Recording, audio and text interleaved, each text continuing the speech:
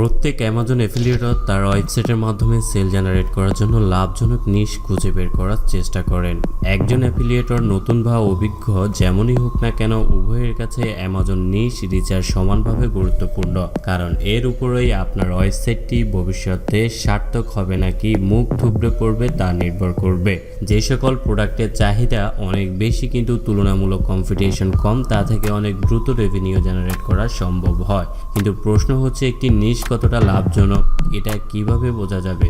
উত্তরটা হচ্ছে, এটা দুইভাবে করা সম্ভব। হয় এটা আপনাকে নিজ থেকেই করতে হবে, অথবা এটি অন্য কারো দ্বারা করিয়ে নেওয়ার জন্য বিপুল পরিমাণ অর্থ খরচ করতে হবে। তবে দ্বিতীয় পদ্ধতিটি কোনো মতেই সমর্থনযোগ্য নয়। অ্যামাজন অ্যাফিলিয়েশন ওয়েবসাইটের জন্য নিশ রিচার্জ করার সবচেয়ে ভালো রেজাল্ট পাওয়া যাবে যদি আপনি সেটা নিজে করেন। তবে অবশ্যই এর জন্য অনেক সময় এবং পরিশ্রম আপনাকে করতে হবে। অন্য উপায় হলো অনলাইনে থাকা বিভিন্ন টুলস ব্যবহার করে আপনি আপনার পরিশ্রম ও সময়কে কিছুটা বাঁচাতে পারবেন। তবে দিন শেষে সিদ্ধান্ত কিন্তু আপনারই গ্রহণ করতে হবে। কাজেই আজকে 5টি টিপস দেওয়া হলো, যে 5টি টিপস নিয়ে আপনি নিজেই রিচার্জ করা শুরু করে দিবেন। প্রথম হচ্ছে যে অ্যামাজন নিশ রিচার্জ টিপসের প্রথমটা হচ্ছে আগ্রহ ধরে রাখা।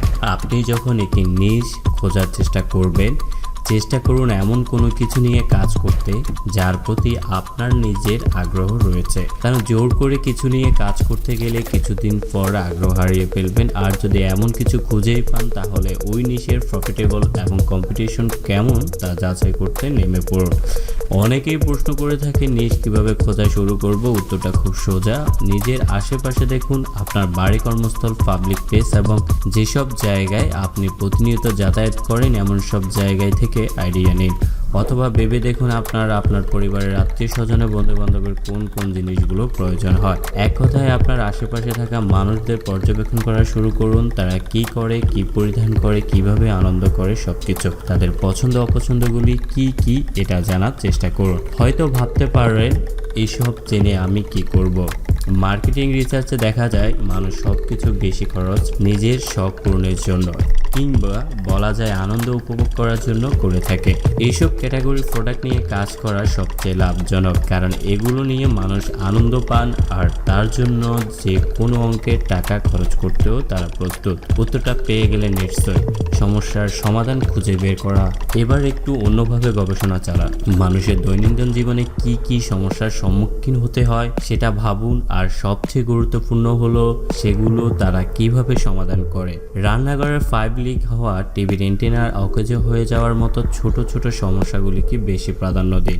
100টা সমস্যা খুঁজে বের করুন, দেখবেন এর মধ্যে 80% সমস্যায় মানুষ কোনো না কোনো জিনিসের মাধ্যমে সমাধান করে, আর যাদের কাছে সেটি নেই সেটা তারা ক্রয় করে নেন। এভাবে প্রয়োজনীয় সব জিনিসের একটি তালিকা তৈরি করুন, আর প্রফিট এবং কম্পিটিশন অ্যানালাইসিস করে আপনার পছন্দের নিশটি বেছে নিন। প্রোডাক্টের বিক্রয় সম্ভাবনা যাচাই করা।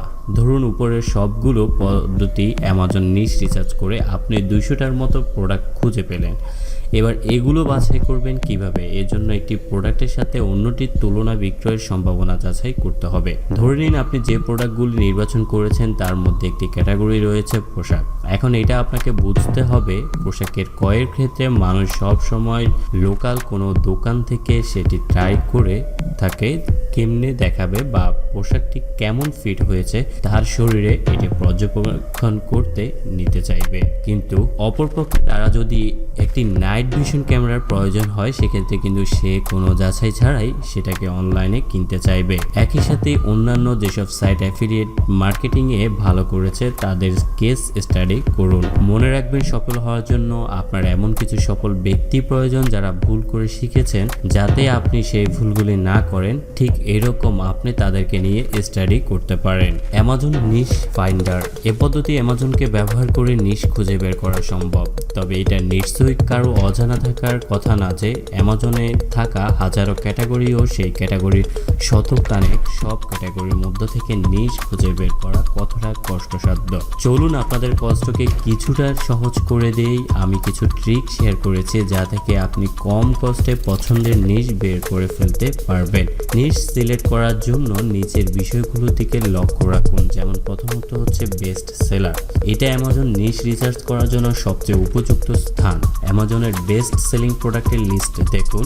এই লিস্টে সব ক্যাটাগরি এবং সাব ক্যাটাগরি কাজ করার উপযুক্ত, কারণ বুঝতেই পারছেন এগুলোর ডিমান্ড খুবই বেশি। এরপরে যেটা হচ্ছে সেটা হচ্ছে মুভার অ্যান্ড শেকার। অ্যামাজনের সর্বশেষ 24 ঘন্টায় কোন কোন প্রোডাক্টের সবচেয়ে বেশি বিক্রি হয়েছে তার তালিকা থেকে লাভজনক নিশ খুঁজে বের করাকে বলা হয় মুভার অ্যান্ড শেকার মেথড। এই লিস্টগুলো যদি কিছুদিন পর্যবেক্ষণ করলে বুঝতে পারবেন কেমন প্রোডাক্ট নিয়ে আপনার কাজ করা উচিত। Hot new release. এই পেজে গেলে আপনি দেখতে পারবেন কোন প্রোডাক্টগুলি বাজারে নতুন এসেছে কিন্তু তারা রিলিজের সাথে সাথেই ডিমান্ডে রয়েছে।